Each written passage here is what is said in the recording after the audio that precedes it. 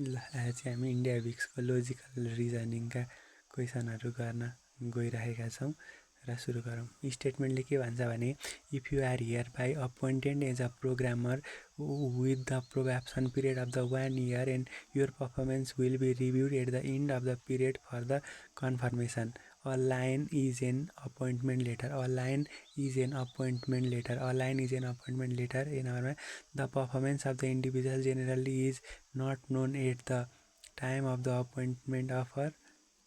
Generally an individual try to prove his worth in the probation period. भनेपछि मलाई लाग्छ दुईटै हुनुपर्छ होला,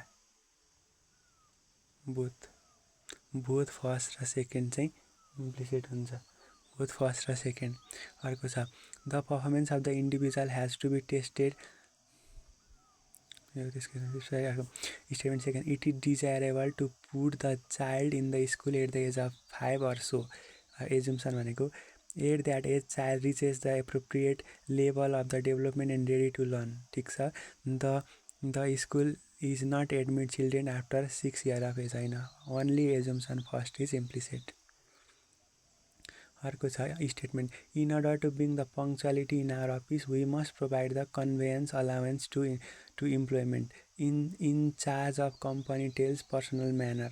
त्यसरी assumption conveyance allowance will not help in the bringing punctuality. अर्को discipline and reward should be always go in hand to hand.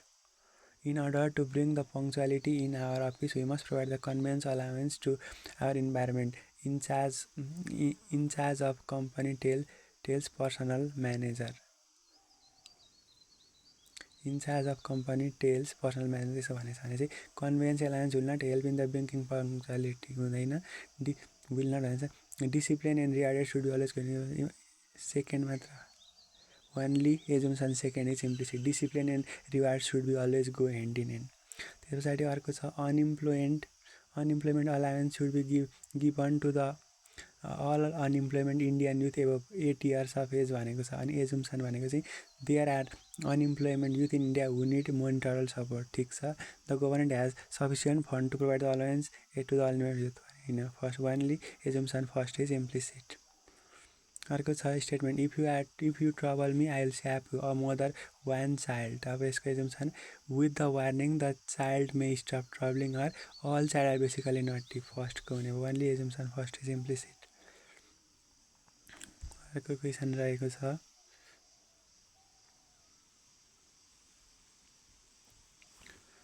अर्को question भनेको the statement the state government had decided to appoint the 4,000 primary school teacher the next financial year भनेर भन्यो। Assumption there are enough school in the state to accomplish the 4,000 additional primary school teacher. The eligible candidate may not be interested to apply as the government may not finally appoint the such large number of primary school teacher. Only assumption first चाहिँ implicit हुने भयो।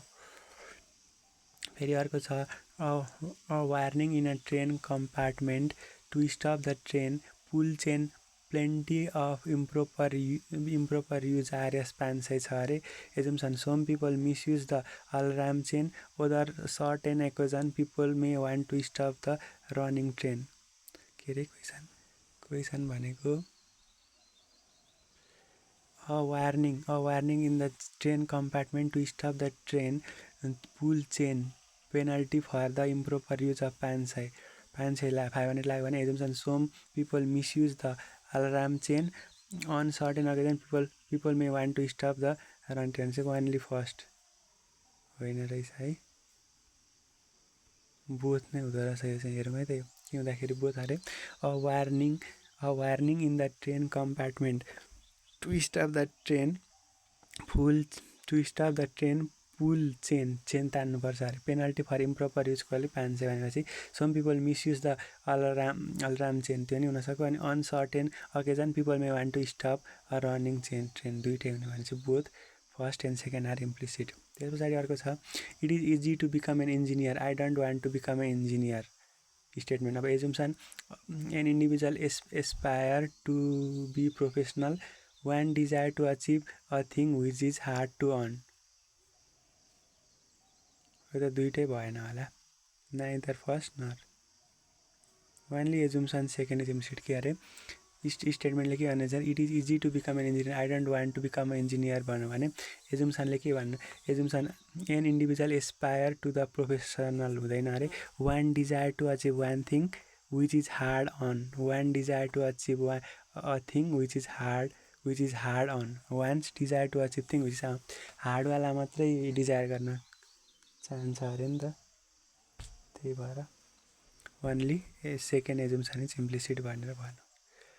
त्यस पछाडि अर्को छ the concession in the rail fares for the journey of the hill station has been cancel because it is not needed for the people who can spend their holiday there, assumption railway should be concession only to the needy people, railway should not encourage the people to spend their holiday at hill, the concession of the rail fare for the journey of the hill station has been cancel because of the not needed for the people who want to spend their holiday there भने चाहिँ second assumption second implicit होइन, assumption first हेरौँ है त, the concession in the rail fare to the journey to the hill station has been cancelled because it is not needed for the people who can spend their holiday there भनेको railway should give concession only to the needy person भनेर चाहिँ यो assumption first is implicit भनौँ।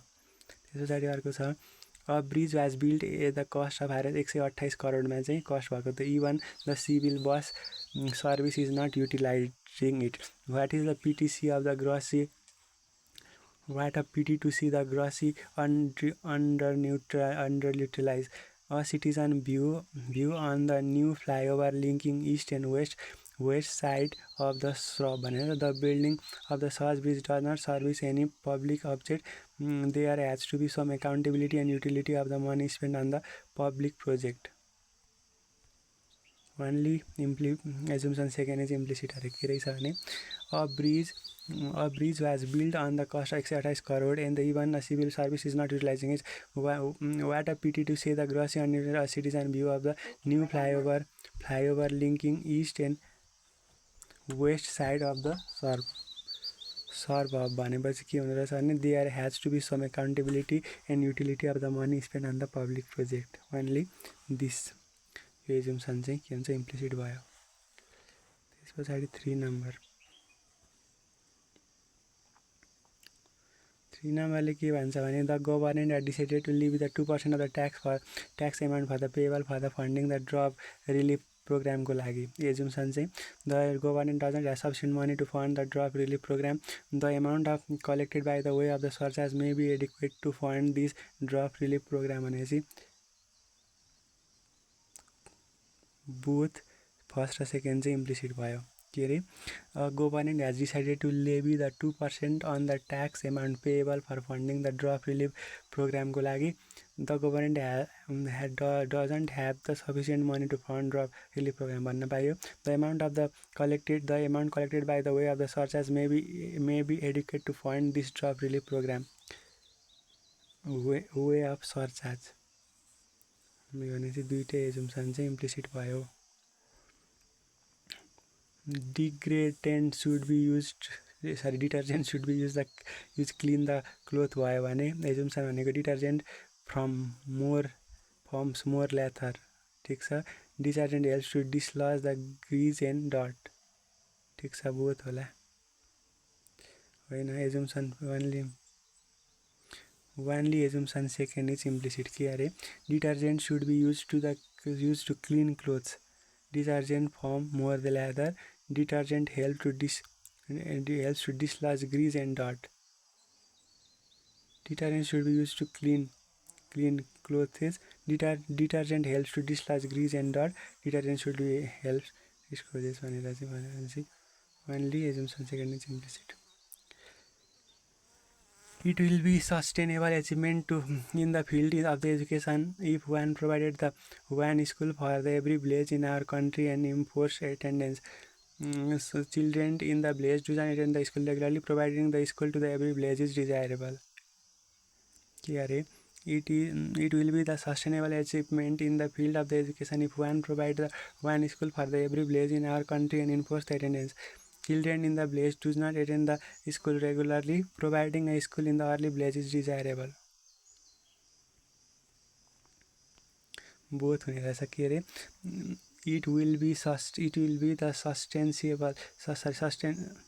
substantial achievement in the field of the education if one provides one school for the every village in our country and enforce the attendance assumption. Children in the village doesn't attend the school regularly, providing the school to the early village is desirable. भनेपछि both first and second are implicit. The अर्को छ the government has decided to disinvest a large chunk of its equity in the select of the public sector undertaking for the better fiscal management. Assumption भनेको the amount generated out of the disinvestment process may reduce the sustainability of the amount in fiscal deficit. There will be the enough demand in the market for the share of this undertaking. भनेपछि only assumption first is implicit. The government has decided to disinvest a large chunk of its equity in the select public sector undertaking for the better fiscal management को लागि the amount generated out of the disinvestment process may reduce the sustainability of the amount in fiscal deficit. भनेपछि assumption first चाहिँ implicit हुने भयो. The amount generated out the disinvestment process may reduce sustainability of the amount in fiscal deficit. त्यस पछाडि अर्को छ never before such a liquid book was available on the topic. Some of the book were available on the topic. You can write liquid book on a very few topic. मलाई लाग्छ assumption first implicit भयो. Never before such a liquid book was available on the topic. Some other book were available on this topic भनेर चाहिँ भन्न सकियो. यसरी हाम्रो 15 वटा सकाइयो.